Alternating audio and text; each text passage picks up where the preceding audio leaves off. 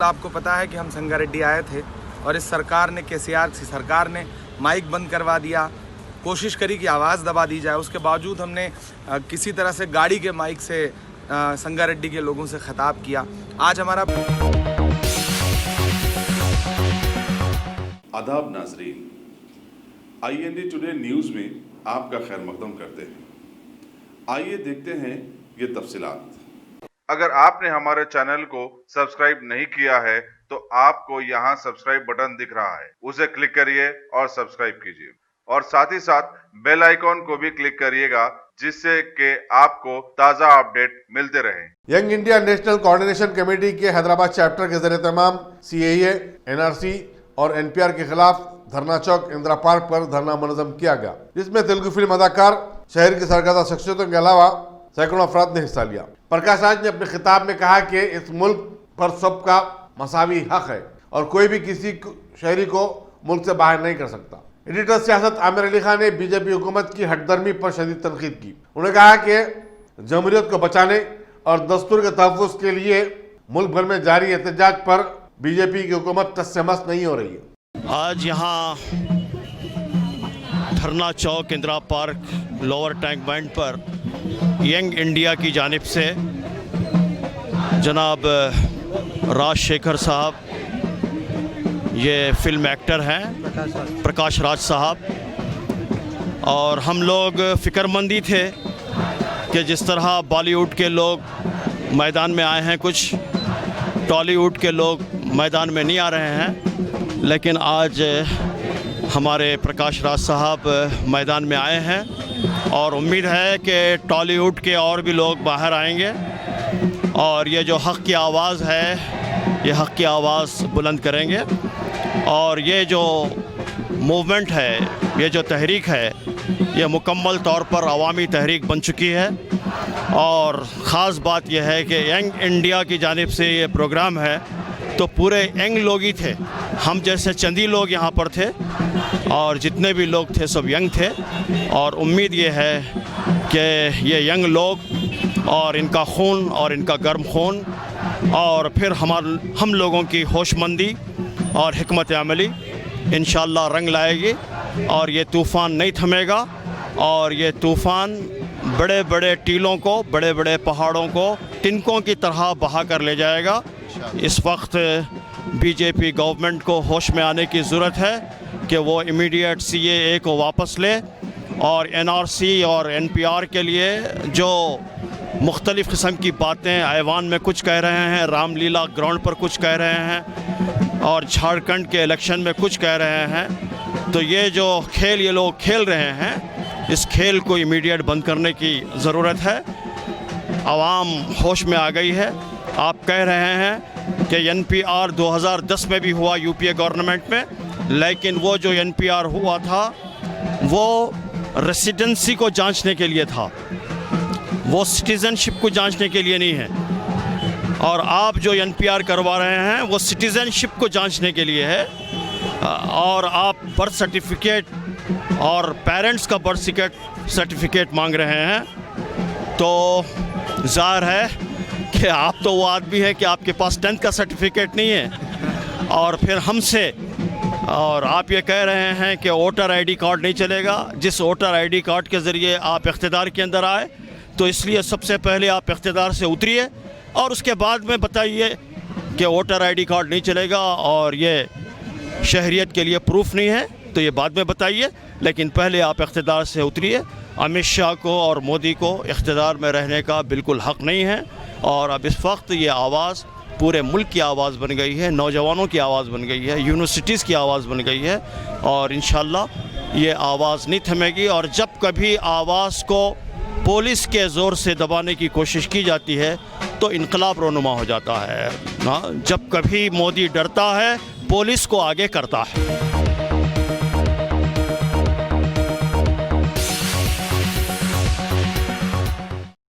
Inspector police हबीब नगर शिवाचंद्र ने आज अपने इलाके के रॉडी शीटरों को तलब करके उनकी गैर समाजी सरगर्मियों के खिलाफ इंतबाह दिया। उन्होंने कहा कि पुलिस मुजरिमाना सरगर्मियों को बर्दाश्त नहीं करेगी। काउंसिल के लिए जिन रॉडी शीटरों को तलब किया गया था उनमें चोर खैसर, मोहम्मद लतीफ़, उस्मान, विशाल, सैयद रफ़ीक, शेख यूसुफ, कुमार यादव, सूर्या प्रकाश, तबरेज, शकील, समीउद्दीन, कलीम और समीर शामिल थे।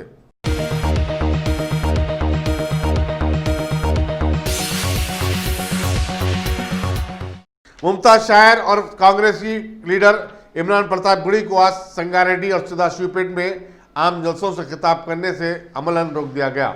जो ही वो स्टेज पर पहुंचे, बरखी की सरबराही मजबूत कर दी गई। वाज़ेह है कि इमरान प्रताप गढ़ी 22 जनवरी को होने वाले बल्दी चुनाव के सिलसिले में पार्टी की इंतखाबी मुहिम में हिस्सा लेने के लिए इन दोनों मकामात को पहुंचे थे। रेड्डी में और मुखातिब हूँ सदाशिवपेट वालों से। दोस्तों, कल आपको पता है कि हम संगारेड्डी आए थे और इस सरकार ने, केसीआर की सरकार ने माइक बंद करवा दिया, कोशिश करी कि आवाज़ दबा दी जाए। उसके बावजूद हमने किसी तरह से गाड़ी के माइक से संगारेड्डी के लोगों से ख़िताब किया। आज हमारा प्रोग्राम जो है वो सदाशिवपेट में था। जग्गा अन्ना के साथ आना था मुझे और एक बड़ी मीटिंग को ख़िताब करना था, आप लोगों से मुलाकात करना था। मैं जग्गा अन्ना के इलेक्शन में आप लोगों के बीच में आया था और आपसे मुखातिब हुआ था और वादा करके गया था कि आपके बीच में फिर आऊँगा।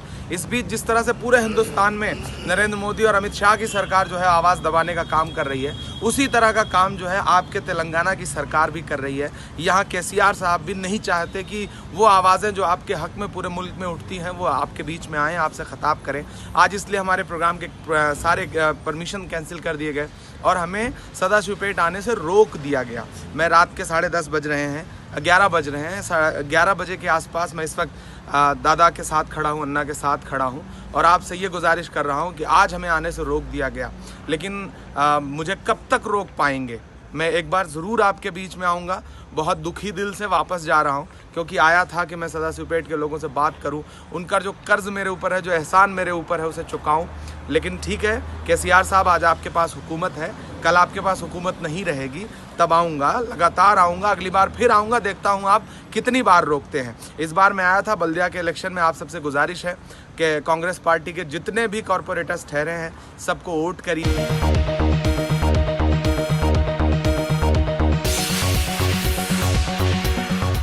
गाजी kidney centre and multi speciality hospital, गुर्दे और बवासीर के इलाज का 40 साल मशहूर हॉस्पिटल, जहां हजारों पेशेंट्स क्योर हो चुके हैं। Doctor Husaini international national award winner और दूसरे डॉक्टर्स और लेडी डॉक्टर्स की जेर खिदमत गुर्दे के तमाम अमराज का मुकम्मल ट्रीटमेंट किया जा रहा है। गुर्दे फेल हो चुके हों, डायलिसिस करवा रहे हों, याद रखिए डायलिसिस कोई इलाज नहीं, इससे 1% भी गुर्दे रिकवर नहीं होते। हाँ, डायलिसिस टेम्पररी रिलीफ दे सकता है, लेकिन हमारे ट्रीटमेंट से गुर्दे फिर से फंक्शन में आ सकते हैं। गुर्दे श्रिंक हो गए हों या सिस्ट हो, गुर्दे की पथरी हो, कैसी भी गुर्दे की तकलीफ हो या पाइल्स यानी बवासीर, चाहे ब्लीडिंग हो या कोम, बगैर ऑपरेशन मुकम्मल क्योर ट्रीटमेंट का एक ही centre, Ghazi kidney centre, DLRL main road, opposite Vikas high school, Chandrayan Gutta, Hyderabad. Cell 9966930824 या 9391326261।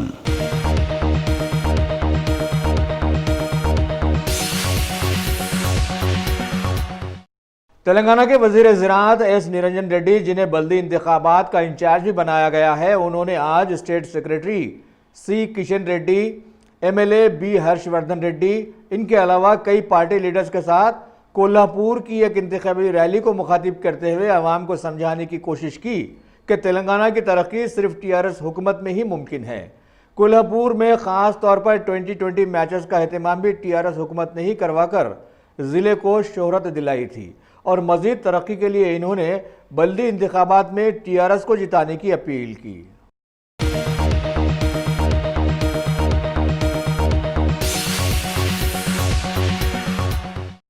शहर हैदराबाद के डिप्टी मेयर बाबा फसीउद्दीन ने आज जिले गदवाल का दौरा करते हुए जोगुलंबा बल्दी हलके के TRS उम्मीदवार की तायद में मुहिम चलाई।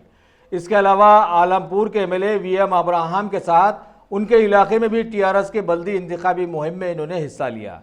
इस मौके पर जिला परिषद चेयरपर्सन सरिता तिरुपतैया और दीगर TRS के बहुत सारे लीडर्स भी उनके साथ साथ मौजूद थे।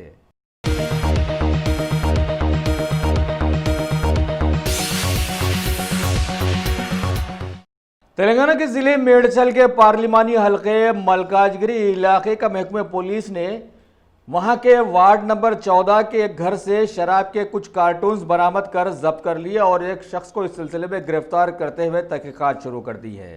तेलंगाना बल्दी इंतखाबात के पस मंजर में 22 जनवरी को रखी गई वोटिंग से कब्ल पुलिस का ये पहला धावा माना जा रहा है।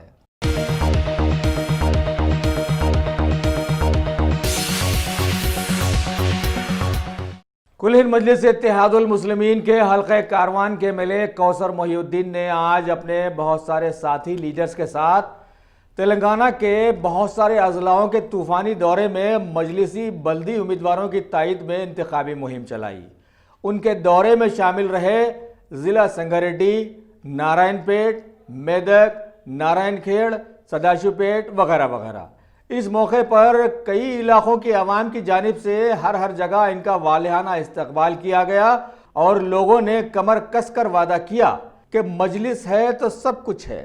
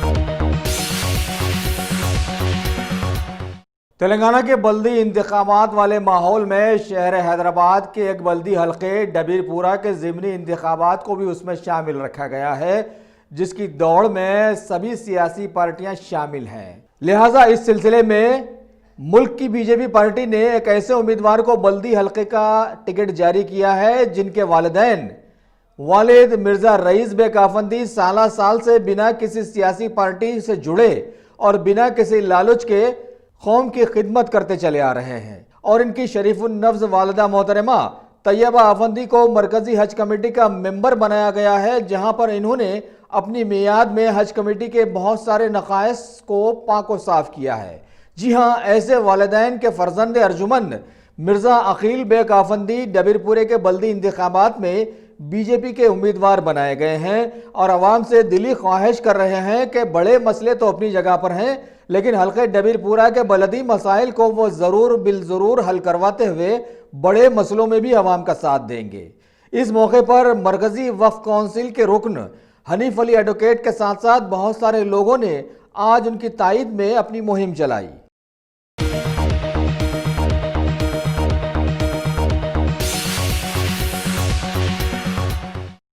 तेलंगाना के बल्दिया इंतखाबात के सिलसिले में ज़िले रंगारेड्डी में आज कांग्रेस के एमपी कोमटिरेड्डी वेंकट रेड्डी ने साबिका एमएलए माल रेड्डी रंगारेड्डी के साथ कांग्रेसी उम्मीदवारों की इंतखाबी मुहिम चलाते हुए टीआरएस पार्टी के नाकामियों को गिनाया और बतलाया कि सिर्फ कांग्रेसी दौर में ही तेलंगाना की तरक्की मुमकिन है। लिहाजा आवाम से अपील की गई कि सभी कांग्रेस को बल्दी इंतखाबात में जीत दिलाएं।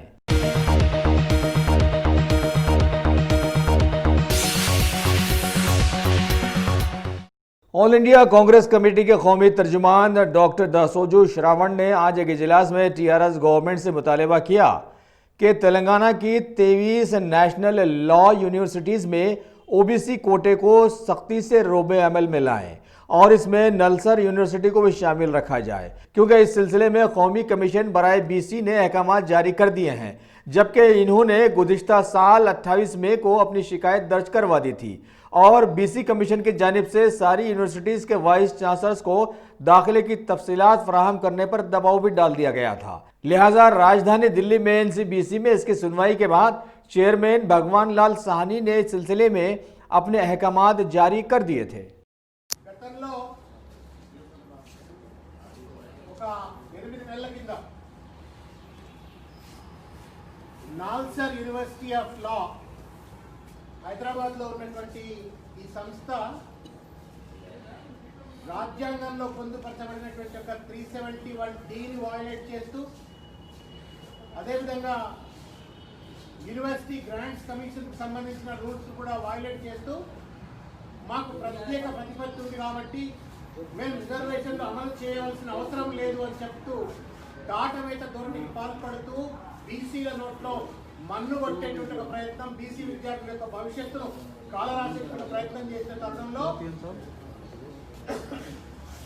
కాంగ్రెస్ పార్టీ తరఫు నుండి నాల్సర్ యూనివర్సిటీకి వాళ్ళు ఈ వయోలేషన్స్ తప్పు, ఈ రకంగా మీరు బీసీల నోట్లో మన్ను కొట్టడానికి వీలు లేదు అని చెప్పిన తరుణంలో వినకపోతే తప్పనిసరి పరిస్థితుల్లో మేము నేషనల్ కమిషన్ ఫర్ బీసీస్ ఢిల్లీలో ఉన్నటువంటి వారికి ఈ రకమైనటువంటి బీసీలకు జరుగుతున్న అన్యాయం గురించి తెలియజెప్పినప్పుడు పెద్ద ఎత్తున స్పందించి ఇవాళ వాళ్ళు హియరింగ్ ఇచ్చినారు. దీంట్లో గమ్మత్తైన విషయం ఏంటంటే ఈగలాగితే కొండంత కదిలినట్టుగా కేవలం నాల్సర్ యూనివర్సిటీ హైదరాబాద్లో ఉన్నటువంటి ఒక నాల్సర్ యూనివర్సిటీలోనే కాదు, దేశవ్యాప్తంగా ఉన్నటువంటి ఒక అన్ని లా యూనివర్సిటీస్లో కూడా ఇదే రకమైనటువంటి ఒక మోసపూరిత ధోరణికి పాల్పడుతూ బీసీలకు రిజర్వేషన్లు కల్పించకుండా మోసం చేస్తున్న వైరం కూడా బయటకు వచ్చింది. మేము ఎప్పుడైతే రిప్రజెంటేషన్ పెట్టినామో దాన్ని బేస్ చేసుకొని నేషనల్ కమిషన్ ఫర్ బీసీస్ వాళ్ళు నాల్సర్ యూనివర్సిటీతో పాటుగా దేశవ్యాప్తంగా ఉన్నటువంటి ప్రభుత్వ కార్యదర్శులను, ముఖ్య కార్యదర్శులను, దాంతోపాటు వివిధ నేషనల్ యూనివర్సిటీస్ వాళ్ళందరినీ కూడా పిలిచి ఈరోజు పెద్ద ఎత్తున హియరింగ్ చేస్తారు. భగవాన్ లాల్ సహనీ గారు ఎవరైతే ఉన్నారో చైర్మన్ గారు, నేషనల్ బీసీ కమిషన్ చైర్మన్, వారి నేతృత్వంలో జరిగినటువంటి హియరింగ్ లో పెద్ద ఎత్తున వీళ్ళు చేస్తున్నటువంటి తప్పిదాల గురించి నిశ్చితంగా ప్రశ్నించడం జరిగింది. ఏ చట్టం ప్రకారంగా మీరు బీసీలకు రిజర్వేషన్ ఇస్తలేరు, ఒక పక్కన ఎస్సీలకు రిజర్వేషన్ ఇచ్చినప్పుడు అదే పద్ధతిలో బీసీలకు ఎందుకు రిజర్వేషన్ ఇస్తలేరు అని చెప్పి ప్రశ్నించమండి. ప్రతి ఒక్కరి దగ్గర నుండి ఇంక్లూడింగ్ నాల్సర్ దగ్గర నుంచి కూడా ఒక అఫిడవిట్ తీసుకొని మీరు చేస్తున్న తప్పు అని చెప్పి వారితో రాయించుకోవడం అయింది. ఇవాళ జరిగినటువంటి హియరింగ్ నేపథ్యంలో క్లియర్ కట్ ఇన్స్ట్రక్షన్స్ ఇవాళ national commission for BCC universities కు నాల్సర్ కూడా ఇవ్వడం అయింది. 2020 సంవత్సరానికి ఇప్పుడు జరుగుతున్నటువంటి ఒక అకాడమిక్ ఇయర్ లో జరుగుతున్న అడ్మిషన్స్ అన్ని కూడా ఓబీసీ రిజర్వేషన్లు ఫైనలైజ్ అయిన తర్వాత మాత్రమే, ఈ ప్రస్తుత సమస్య ఫైనలైజ్ అయిన తర్వాత మాత్రమే ఈ అడ్మిషన్ కంప్లీట్ చేయాలా. అప్పటి వరకు కూడా మొత్తం అడ్మిషన్స్ అన్ని కూడా హోల్డ్ లో పెట్టాలా, విచారణలో పెట్టాలా అని చెప్పని కూడా ఆదేశించడం అయింది. మేము నమ్ముతా ఉన్నాము, ఇకనైనా నాల్సర్ యూనివర్సిటీ కళ్ళు తెరిచి ఈరోజు తెలంగాణలో ఉన్నటువంటి ఒక బీసీ విద్యార్థులకు అన్యాయం జరగకుండా ఓబీసీ రిజర్వేషన్లు కల్పించాలని చెప్పని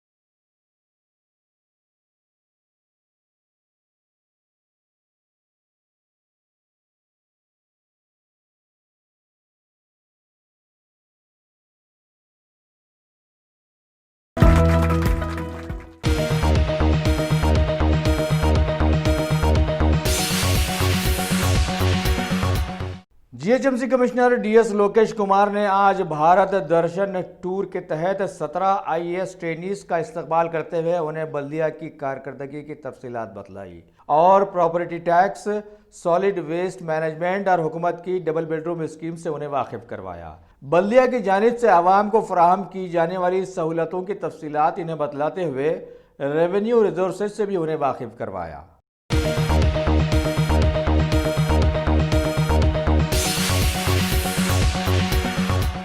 शहर हैदराबाद के DCP west zone AR Srinivas ने आज मीडिया को इत्तला दी है कि SR नगर पुलिस की जानिब से शहर के कई इलाकों में मोबाइल फोन्स चोरी करने वाली एक गैंग के 5 उचक्कों को आज पुलिस ने गिरफ्तार कर लिया है, जिनका ताल्लुक रियासत झारखंड से बतलाया गया है, जो यहां आकर बालानगर इलाके में रहते हुए अभी तक 51 सेलफोन्स चोरी करने में कामयाब रहे हैं। इन्हें गिरफ्तार करते हुए 14 सेलफोन्स बरामद कर लिए गए और मजीद तहकीकात भी शुरू कर दी गई हैं, क्योंकि इन चोरों में साबिका में कुछ कत्ल की वारदातों से भी जुड़े हुए हैं।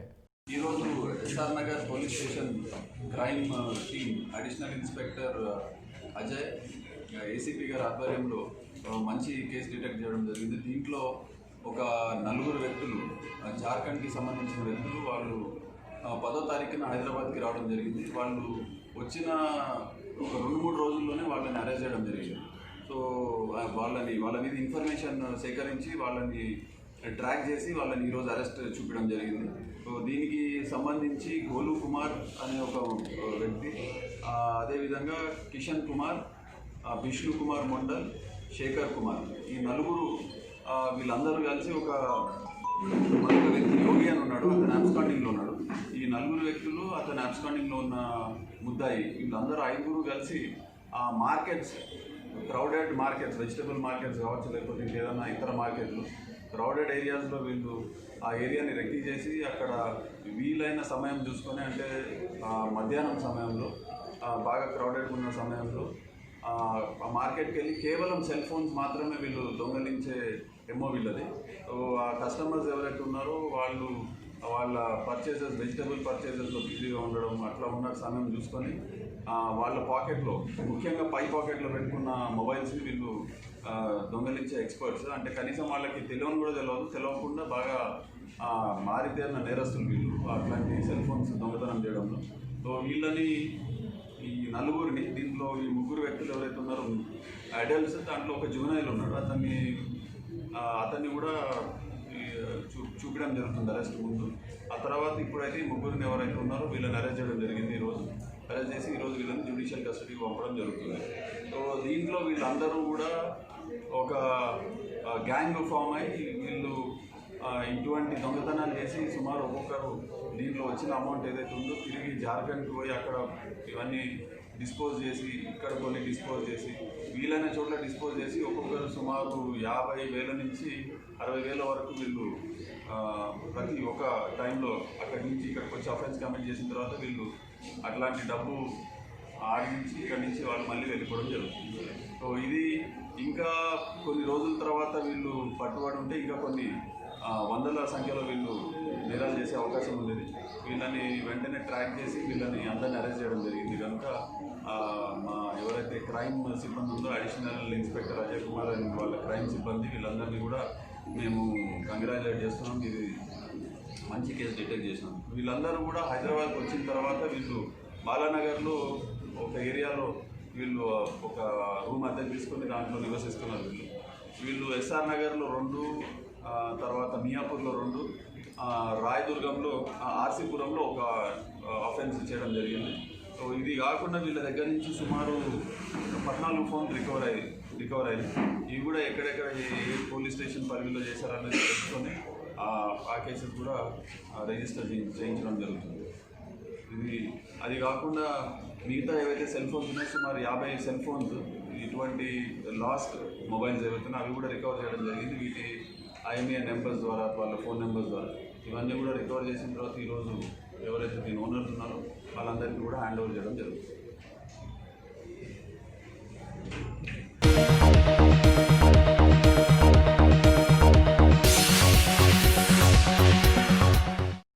भारत में नेशनल वोटर्स डे की खुर्बत में जीएचएमसी ने इलेक्शन ऑफिसर्स को अवामी शऊर उजागर करने का एक प्रोग्राम दिया है, जिसमें ख़ास तौर पर शहर हैदराबाद में 21 तारीख के दिन और रियासती सतह पर 24 जनवरी को कुछ कॉम्पिटिशन्स का अहतमाम किया गया है और नताइज का ऐलान 25 जनवरी को रविंद्र भारती में मुनक़दा एक प्रोग्राम में किए जाने की इत्तला दी गई है।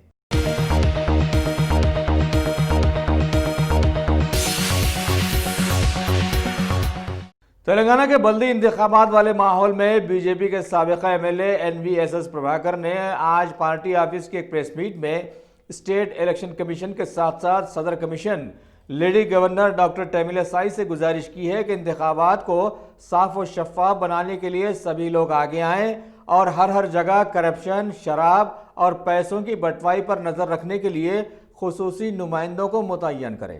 पालिका का चुनाव होने वाला है। अब वो चुनाव की प्रचार भी थोड़ी घंटों में पूरा होने वाला है, मगर चुनाव की जो नियम है वो नियम को पालन करने में अधिकारी लोग पूरे टोटल फेल हो गए। टीआरएस के लिए एक नियम भी लागू नहीं हो रहा है। हर जगह, हर म्यूनिसिपालिटी में लगातार वहां पर लिकर सरफरा हो रहा है और पैसे भी बांटना चल रहा है और रूल्स के खिलाफ में पदयात्रा हो रहा है, मीटिंग हो रहा है, मगर एक जगह भी इलेक्शन कमीशन एक केस लगा है, एक नोटिस दिए, नहीं तो टीआरएस के नेताओं को रोके बोल के आज तक भी एक संगठन भी सामने नहीं आया।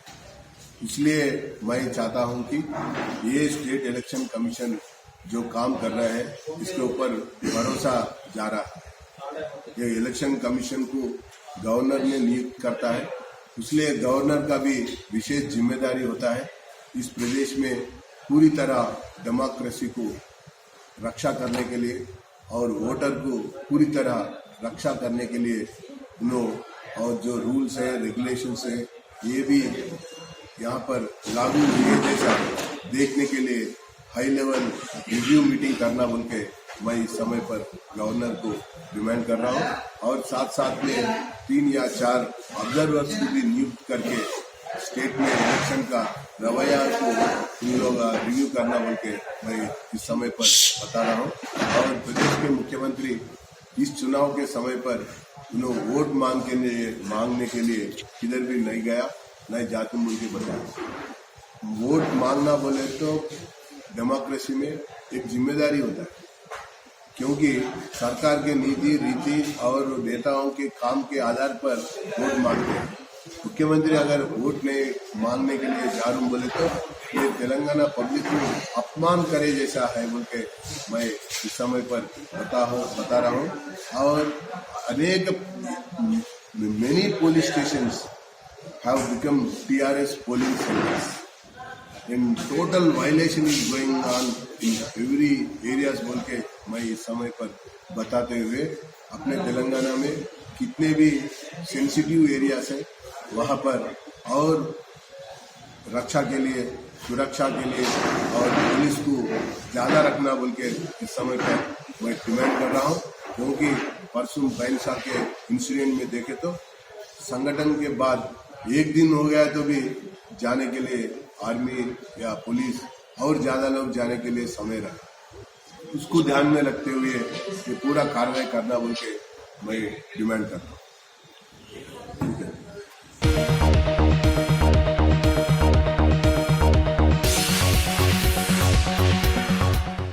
वज़ीर-ए-आज़म नरेंद्र मोदी ने आज तालकटोरा स्टेडियम में परीक्षा पर चर्चा प्रोग्राम में शिरकत की और तुलबा को आने वाले इम्तिहानात का इत्मीनान और सुकून से सामना करने का मशवरा दिया। 3000 से ज्यादा तुलबा, असातिज़ा और औलिया तुलबा इस प्रोग्राम में शिरकत कर रहे हैं। वज़ीर-ए-आज़म तालीम और इम्तिहानात से मुताल्लिक़ तुलबा के सवालात के जवाब भी दिए। उन्होंने एक सवाल के जवाब में कहा कि तुलबा को टेक्नोलॉजी पर मुकम्मल इन्हिसार नहीं करना चाहिए, बल्कि अपनी जहानत और सलाहियत से भी काम लेना चाहिए।